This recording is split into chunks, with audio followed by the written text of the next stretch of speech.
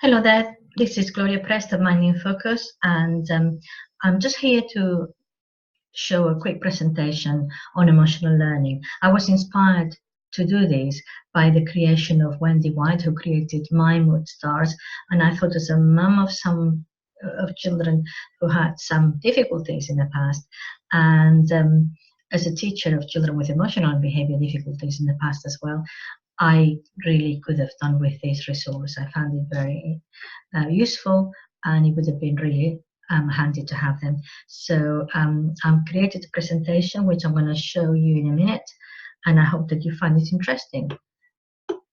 Right, let's share the screen.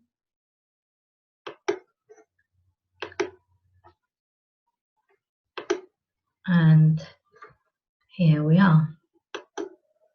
Right. Is emotional learning important? We're going to learn about the basics of emotions, because I think it's more important than we realize. Now, is being emotional an advantage? Well, you see, I think that sometimes the word emotional has a slightly negative connotation. Being emotional is sometimes seen as a sign of weakness, and many, particularly in many cultures, are conditioned to suppress their emotions in order to show strength. We as humans believe ourselves to be rational, logical beings that make considered, conscious decisions of our own free will. We don't think that we are that emotional, but the reality is that nothing could be further from the truth.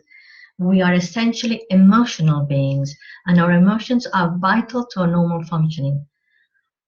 What happens without emotion is that we are incapable of making even the simplest decisions. People who have the part of the brain where the emotion center is disabled because of illness or accident, they can't function because they cannot even decide whether or not to feed themselves. So emotions, what are they for? Well, they are to steer us away from danger. When you feel frightened about something, it's a very strong emotion that keeps you away from what is perceived as being dangerous.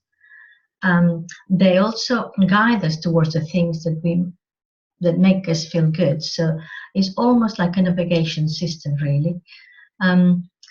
They are absolutely necessary for making decisions. As I mentioned before, all decisions, even if you consider logically all the information, eventually you make the decision based on your emotion. Does it make you feel good or does it not make you feel good? The arguments for the decision that makes you feel the better, that's the one you will go for.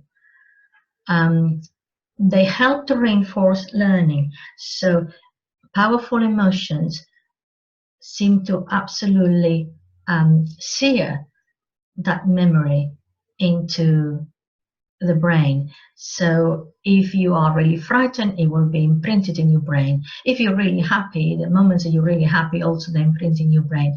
What doesn't seem to be so strongly imprinted in your brain is things that are boring or where there is an emotional flatline. That's why children who are bored at school don't learn very much, because they don't, their attention is not engaged. So emotions help you to engage your attention. Now, understanding emotions is an essential part of having and maintaining good relationships with everybody, with friends, with siblings, with partners, with colleagues, with everyone. So it's an essential part of being a social being. Emotional health and resilience is the best protection against all types of bullying. And sadly, bullying does happen. It happens in school. It happens to a lot of children. And sometimes it's intentionally malicious bullying, and sometimes it's just children, through their ignorance of many things, they're not realizing how hurtful they can be. So what are moods and emotions? Because we've been talking about moods, emotions, how we feel, how we don't feel. But what are moods? What are emotions? And the best description I could come up with was that emotions are spontaneous and temporary states of being in mind and body. Okay, and I mean spontaneous because we have no command over whether we feel them or not. They just come upon us.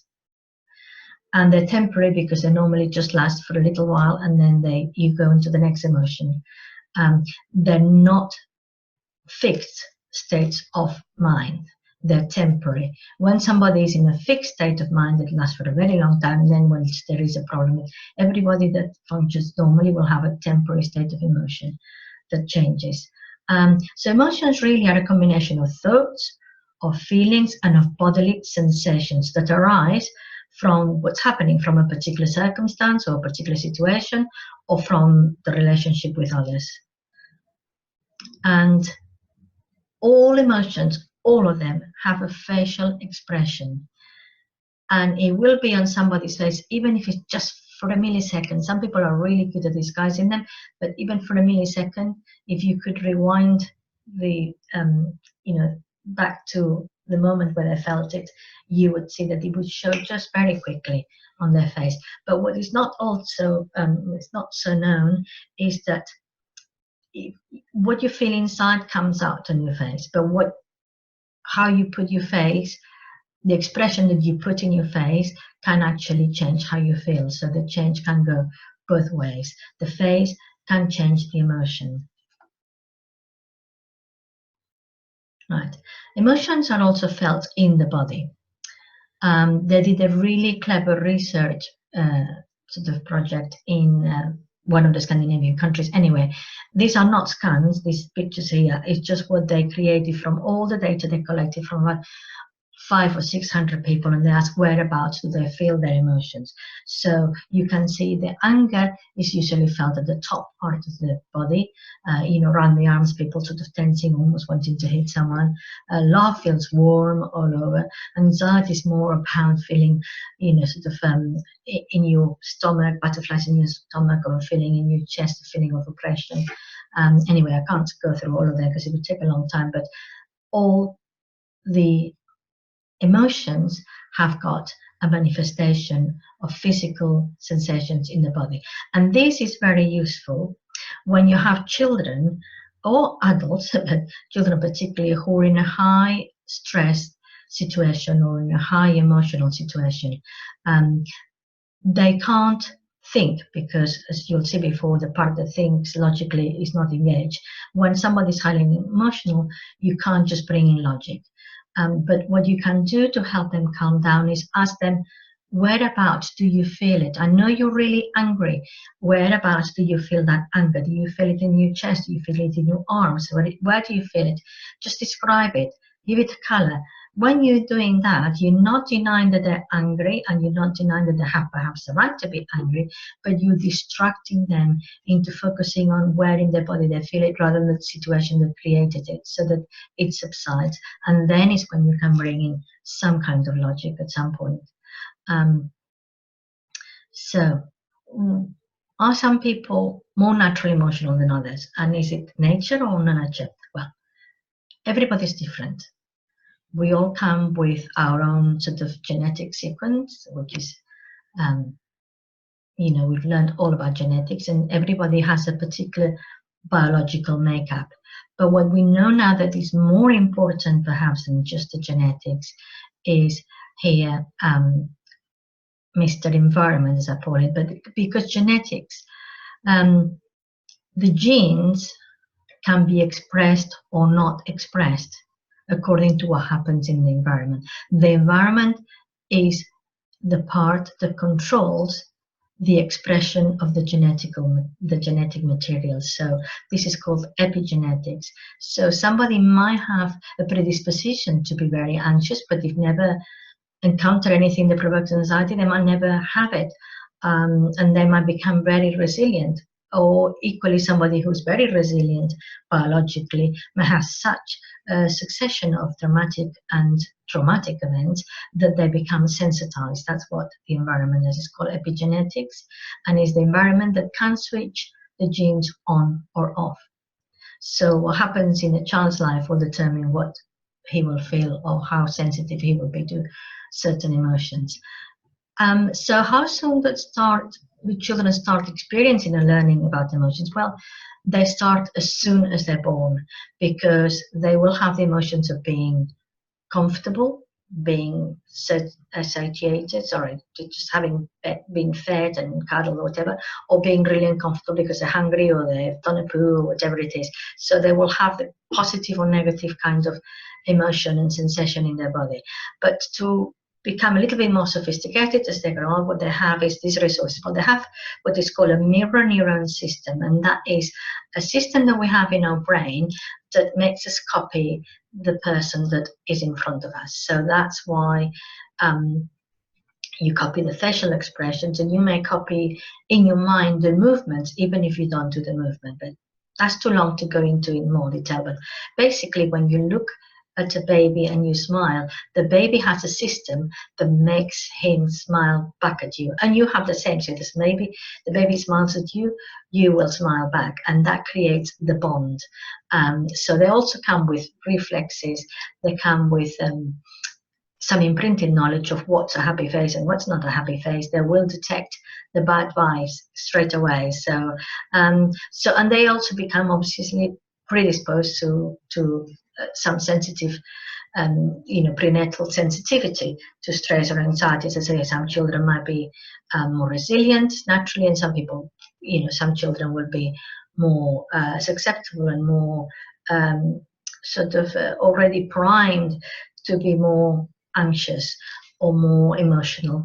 But it will depend on what happens through their lives, whether that continues like that or changes or stops being so marked. Now, this is looks a little bit scientific, but bear with me because it's very simple to understand. Now, this is sorry, just go back. Now, we don't realize how much babies learn in the first year of life, and in fact, any human being, the biggest amount of learning that this human being will do throughout the whole life, the biggest amount of learning, the biggest spike happens within the first year of life.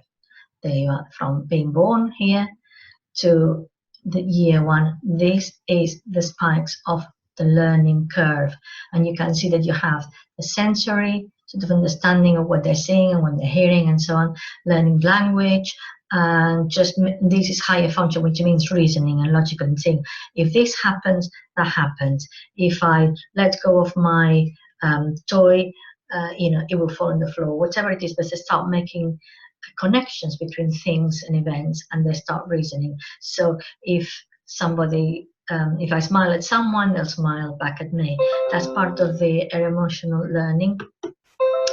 And sorry about that. And this is where the emotional learning starts happening.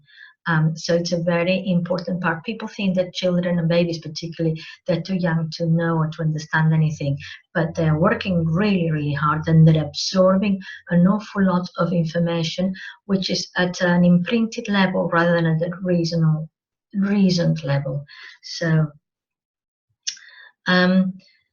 emotional learning forms part of what is called the incidental and experiential learning that precedes formal school learning. So this is partly what happens, during the first year of life, what happens during the toddler years. And here we have examples of experiential learning. Children learn around what's happening in the world around them by experiencing it, and then they go to school and they learn in an abstract way about the world, but they have to see and experience some of the world first to be able to attend to school. So informal learning, incidental is, a baby will start to move, crawl, stand and walk. You don't teach a child to do that. They learned, they absorb. Obviously you support them, but you can't actually sit them down and say, right, to move you need to strengthen the tension of this muscle and loosen the other one or whatever. You can't do that. That's just not how it works. And then they learn language, social skills, social interaction, understanding and controlling their own emotions. That's what they do through their informal incidental learning of living everyday life before they go to school, and even when they go to school. But it's not formal learning, and this underpins formal learning is more important than, because without that you can't do the other. Now we're going to talk about whereabouts in the brain are the emotions. Okay, so the brain is not quite there yet, but I'm going to show you there are three main parts when it comes to emotion processing that are in the brain. One is this bit here. This is the center. This is the emotional center, where it's monitoring what's happening around in the environment, and it's also monitoring what's happening inside the person with thoughts and with sensations and so on. This is where all the automatic reactions, the sort of reflexes and the habits are stored. So when you're having an emotion that triggers a particular reaction, the automatic reaction will be stored there. So this creates the necessity for this to create the movement or the actions or whatever it is. And this part here is the part where there's the logical thinking and the behavior control. So if this starts getting too excited, this part can say, oh, you know, calm down, there is no reason to get so excited. But if this one decides that yes, there is reason, this part comes into action, the automatic reactions, and this part is offline, is switched off. So let's see if I can get, so this part, right, where emotions enter. So, and there's the brain. This part here, what we mentioned before, is the limbic system, and that's where the emotions are sort of monitored, controlled, expressed, whatever. And when this decides it's an emergency, then it creates reactions from this part, and this part has no control over it. That's why when people get highly stressed and highly emotional, there is no point coming with reasoning and tell them, you know, calm down, you know, you have no reason for, you have to wait till this subsides to then bring that area back into action, right? This is the same. So when somebody is very emotional, it's mostly on the emotional side of the brain, which is the right hand side of the brain, which has the imagination, the creativity, the seeing the big picture, and you know, the empathy and all of that. And this side here, the logical side, is the analytical, the precision, is more organized, is fixed into detail and more scientific. So for anybody to function well, both parts have to work together and cooperate with each other. One part inhibits the worst of the other part. So when one part is not connected to the other, then there is problems. Other people have no control over it. They make the most irrational decisions and they have no control over it, or they're completely logical and they forget to actually see the big picture, and they just fix into one detail and they miss all the information that is also important to be added to the argument. So should bad emotions be suppressed? Because obviously there are good emotions and bad emotions, and we don't like feeling the bad ones, so can't we suppress them? Well, suppressing emotions only makes them fester underneath. Emotions cannot be selected to be repressed individually. Normally, you suppress bad emotions, you suppress good emotions as well. And once you suppress all emotions, when all emotion is suppressed, then you get into depression, which is not a particular nice thing to be in. So now here we're going to talk about tips for calming a child. When a child is, or an adult, when a child is in a high emotional state. But first of all, you need to identify and acknowledge the emotion, acknowledge it, validate it. Don't think of saying, you know, you shouldn't feel like that. You cannot deny emotions. They just arise, and you can't deny them to the child or to the person, because that is just almost like your you don't count, your emotions don't count, your opinions don't count. So you need to validate what they're feeling, okay? And then use distraction if necessary. As I said, you could ask them where in the body they feel it, or just another way of bringing some distraction. And then when the emotions, the strong emotions are temporary disabled, you know, the temporary subsided, then you can bring in the reasoning, because when strong emotions are present, the reasoning ability is not there. So there is no point, as I said before, bringing logic into it. Wait till the situation is a little bit calmer, and then you can bring in the logic. So what are the advantages of supporting emotional learning? Well, it's very simple. For children, they learn better, they're happier, and they're more resilient. And for the parents and the carers, well, you have less tantrums to deal with, you have happier and better behaved children, and therefore you have more of your own mind space to deal with other issues rather than having to deal constantly with behavior and trauma. So that's the emotion.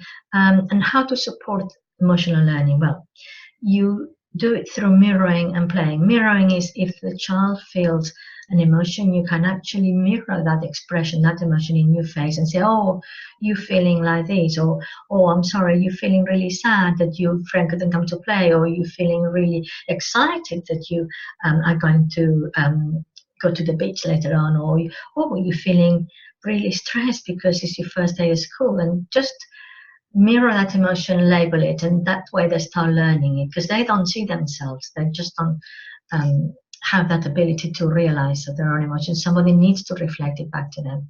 Now, you can also talk about how other people feel, how others feel.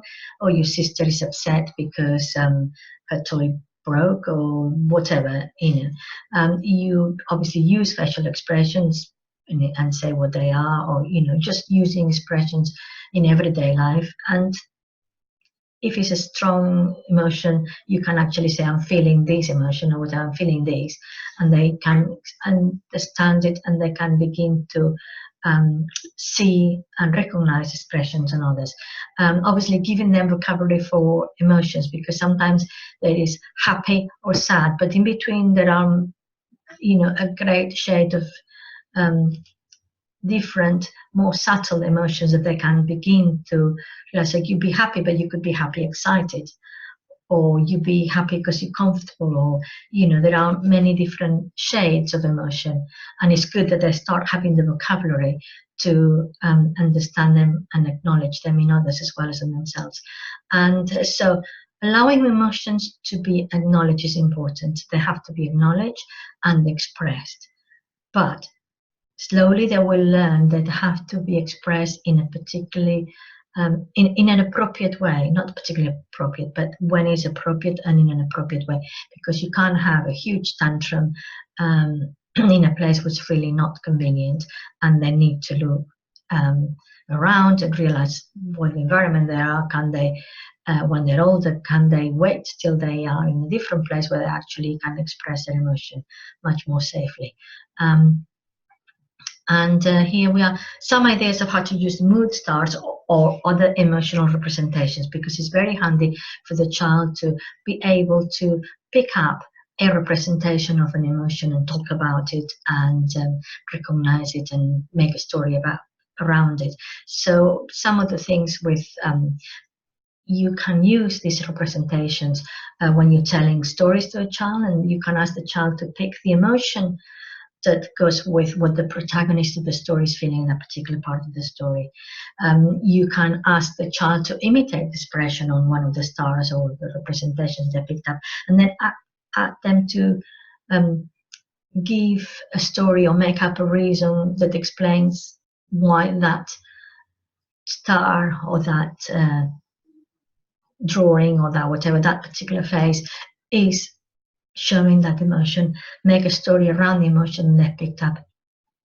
And to teach, it's also very useful to teach very young children some very basic sign language about emotions, because they still don't have the ability to speak, but they know how they feel sometimes, and they know what they want, they just can't express it. So by introducing some sign language signs, they can then communicate. So for example, you can say sad, which is, you look at the picture of me, you can say sad is the hand just in the middle of your nose and down, expressing sadness, I'm sad. Or happy is just like that, almost like that's the sadness, and happiness can be expressed like that. So, or you're happy that you're playing with your sister, or you're sad that that's not home yet, or that's sort of thing you can do. You can go into Google and find more easy signs that you can use for, like being hungry or wanting more or things like that, and that really helps to reduce tantrums. Anyway, just recap: emotional development underpins and supports intellectual development and language development. It promotes empathy and social skills, and it prevents tantrums and stress. That's very important. So I hope that you find the information useful, and there you are. If you want to find any more, you can always look through my website or contact me at some point. Thank you very much, and goodbye. Let's see if I can just stop.